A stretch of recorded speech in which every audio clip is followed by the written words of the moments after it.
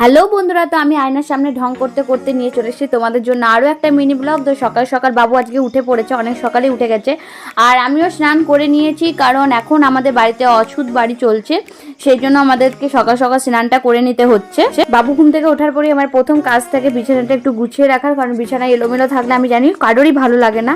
তো চাদর টাদরগুলো ভালো করে গুছিয়ে রাখছিলাম। তো এখানে তার মধ্যে বাবু দুষ্টুমিগুলো শুরু করে দিয়েছে, বারবার ফোনের সামনে চলে আসছিল। তো আমি ওকে ধরে সরাতে গেলাম, তার চটকাতে থাকলাম, তখন আমার আকসিটা লেগে গেল চুলটা বাঁধা ছিল, সেই জন্য খুলতে পারছিলাম না। তারপর রীতিমতো ওর চুলটা খুলে আকসিটা ছাড়িয়ে আবারও চুলটা বেঁধে দিলাম।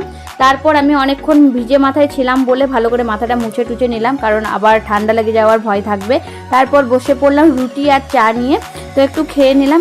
তো খাবারটা খেয়ে আমি বিছনার মধ্যে চলে এলাম। বিছনার ওপরে এবারে মাদুরটা পেরে দেবো, কারণ বাবু সারাদিন বিছনার মধ্যে লেস কুরকুরে খেতে থাকে, ফেলতে থাকে আর পিঁপড়ে লেগে যায়। তারপরে কিছু জামা প্যান্ট আমি ভিজিয়ে রাখলাম, পরে